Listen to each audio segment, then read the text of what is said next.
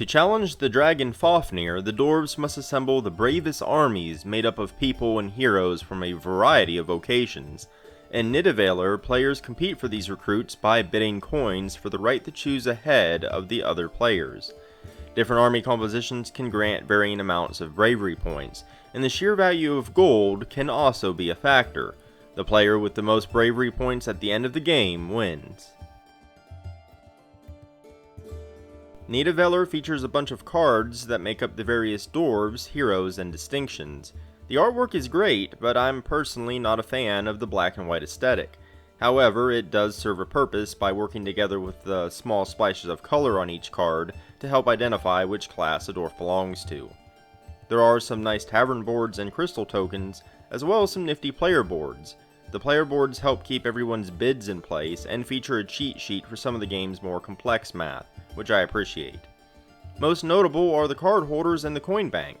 The card holders are used to display heroes and distinctions, while the coin bank displays the gold coins vertically with 3 rows. In addition to adding a nice table presence, the bank also helps players identify which coins are available, as they are limited in quantity. The coin bank is quick to put together and fits back into the box fully assembled, which is fantastic. The rulebook is pretty straightforward, and although the game is simple, it can be tough to grasp the first time you play due to the game's focus on math. However, once you know how to play, the game flows very quickly, even with 5 players. The quick play time pairs nicely with how quick and easy the game is to set up and put away. That makes Nidavellir a great choice to play when time is short, but you want something with more strategy than most filler games.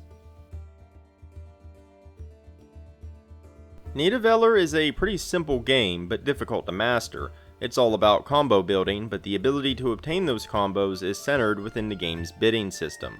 Player interaction carries Nidavellir on its shoulders, and makes it a far deeper and more strategic experience than it appears to be at first glance.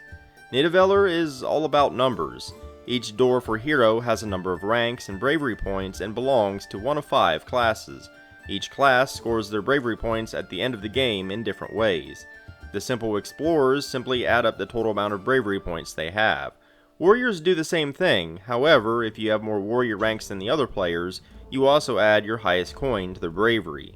Miners total their bravery points, but they multiply them by the number of miners' ranks. Blacksmiths and hunters are more complicated. One follows a sequence of numbers while the other squares them.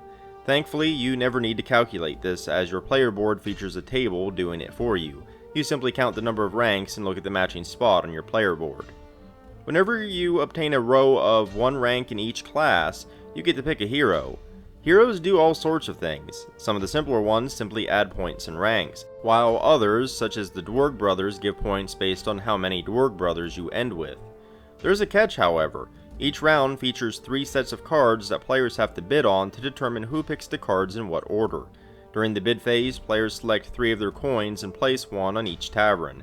Then each tavern is resolved one at a time.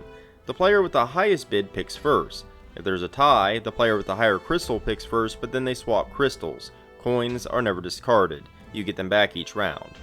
However, the thing that really blows the doors open is the 0 coin. Its value is 0 for the sake of a bid, but when you use it, you reveal the 2 coins you didn't bid. Combine their value and replace the higher one with a new gold coin from the bank that's equal to that value. In the first round, players have access to the exact same valued coins, but as the game continues, each player has very different valued coins, which makes the bidding process much more intense. In spite of its simplicity, there are a great many layers to Nidavellir. There are many paths to obtaining the most points. For example, there is value in focusing on just a couple of Dwarven classes, but pursuing full rows leads to more heroes. At the same time, midway through the game, players are awarded special distinctions if they have the most ranks of any given class at that point. The coin swapping mechanism really adds another dimension to the game. Using the 0 coin means you're likely to lose a bid and pick last. Yet, swapping coins for higher value ones gives you stronger bidding power in the future. Plus, all of your coins are also added to your final score. I really enjoy the player interaction. It's central to the game because while you might have a plan in mind, you have to constantly adapt to the other players. You have to try and guess what combos they are building so that you can predict what cards they want, because that can help you guess how high or low they're going to bid. You have to keep an eye on what coins they swap, so that you know when they can top your bids. Additionally, there is constant contention for specific heroes and distinctions. The whole system makes Nidavellir fast, but a very intensive game, with a bidding system that really shines.